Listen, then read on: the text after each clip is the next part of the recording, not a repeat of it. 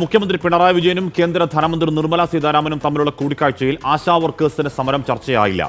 അതിന്റെ നിരാശയിലാണ് സെക്രട്ടേറിയറ്റിന് മുന്നിൽ സമരം തുടരുന്ന ആശാ വർക്കേഴ്സ്. അതിനിടെ ആശാ വർക്കേഴ്സിന് പിന്തുണയുമായി കേന്ദ്രമന്ത്രി സുരേഷ് ഗോപി വീണ്ടും സമരപന്തലിലെത്തി. ആശമാർക്ക് നല്ലത് സംഭവിക്കണം. കേന്ദ്ര ധനമന്ത്രിയുമായി മുഖ്യമന്ത്രി നടത്തിയ ചർച്ചയിൽ ആശാ വർക്കേഴ്സിന് സമരം ചർച്ചയാകുമോ എന്നറിയില്ല എന്നും സുരേഷ് ഗോപി പറഞ്ഞു. നിങ്ങൾ സിക്കിമിനെ കണ്ടുപഠിക്കൂ, ആന്ധ്രയെ കണ്ടുപഠിക്കൂ, അങ്ങനെ ഇനിയും ഒരുപാട് സ്റ്റേറ്റുകൾ ലൈനപ്പിൽ വരും. അങ്ങനെ വരട്ടെ. അവർക്ക് എന്തായാലും നല്ലത് സംഭവിച്ചാൽ മതിയാവും. അത് തന്നെയാണ് എൻ്റെ പക്ഷം. ഞാൻ ആരെയും കുറ്റം പറയത്തില്ല. ഇത് പെട്ടെന്ന് മരമൊന്നുമില്ല പണം കായ്ക്കുന്ന പറഞ്ഞ് ഉടനെ ഇത് ഒത്തുതീർപ്പാക്കാൻ വേണ്ടി എടുത്ത് എവിടുന്ന് കൊടുക്കും, അതൊക്കെ അവർക്ക് നോക്കണ്ടേ. ഞാൻ അവിടെ എന്താണോ എവരിൽ നിന്ന് മനസ്സിലാക്കിയത്, ഒരു രാഷ്ട്രീയ കലർപ്പുമില്ലാതെ അവിടെ എത്തിച്ചിട്ടുണ്ട്. അതിൻ്റെ ഫലം നേരിയ ലെവലിൽ കണ്ടു തുടങ്ങിയിട്ടുണ്ട്. സലിം മാലിക് വെച്ചിരുന്നു. സലിം, കേന്ദ്രം പണം തരാനുണ്ട്, അതുകൊണ്ടാണ് ഒന്നും കൊടുക്കാൻ പറ്റാത്തതെന്ന് സംസ്ഥാനം പറയുന്നു. അത് പറയുന്നത് ആരോഗ്യമന്ത്രി നിയമസഭയിൽ പറയുന്നതാണ്. കേന്ദ്ര ആരോഗ്യമന്ത്രി പാർലമെന്റിൽ പറയുന്നു സംസ്ഥാനത്തിന് ഒരു പൈസയും കൊടുക്കാനില്ല, എല്ലാം കൊടുത്തു തീർത്താണെന്ന് പറയുന്നു. ഇവർ രണ്ടുപേരിൽ പറയുന്നത് ഇതിലേതാണ് സത്യം എന്നറിയാതെ നമ്മൾ നട്ടം തിരിയുന്നു.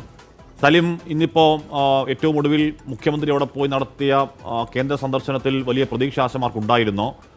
അത് ചർച്ചയാവാത്തതിനോട് അവരുടെ പ്രതികരണം എന്താണ്? സലിം.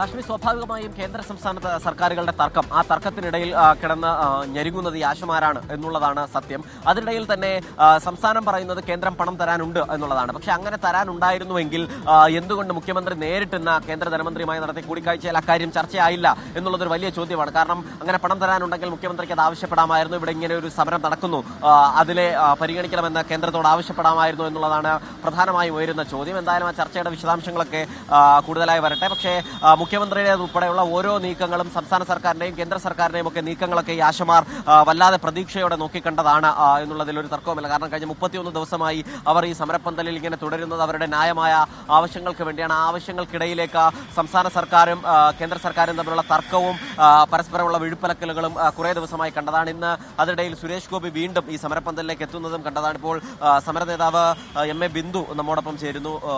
നിങ്ങൾ മുഖ്യമന്ത്രിയും ധനമന്ത്രി തമ്മിലുള്ള കൂടിക്കാഴ്ചയിൽ വലിയ പ്രതീക്ഷയോടെ കാത്തിരുന്നതാണ്. അത് നമ്മൾ ആവശ്യപ്പെട്ടിരിക്കുന്നത് ഓണറേറിയം വർദ്ധിപ്പിച്ചു തരാനാണ്. അത് സംസ്ഥാനത്തെ മിനിസ്ട്രിയാണ് തീരുമാനിക്കേണ്ടുന്നത്. പിന്നെ എല്ലാ സംസ്ഥാനങ്ങളിലും ഓണറേറിയം നൽകുന്നത് സംസ്ഥാന ഗവൺമെൻറ്റാണ്.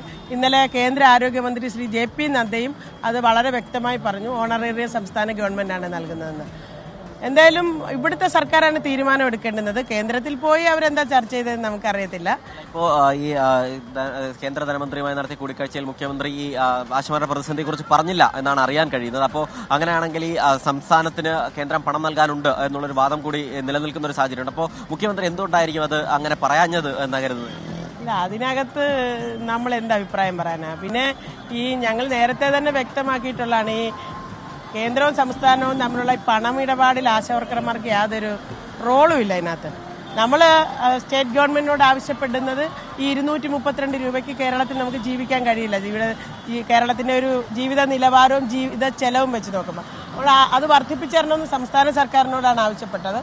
സംസ്ഥാന സർക്കാരാണ് അത് തീരുമാനിക്കേണ്ടത്. അവരൊരു തീരുമാനം എടുക്കുമെന്ന് തന്നെയാണ് ഞങ്ങൾ പ്രതീക്ഷിക്കുന്നത് വിരമിക്കൽ ആനുകൂല്യത്തെ സംബന്ധിച്ച്.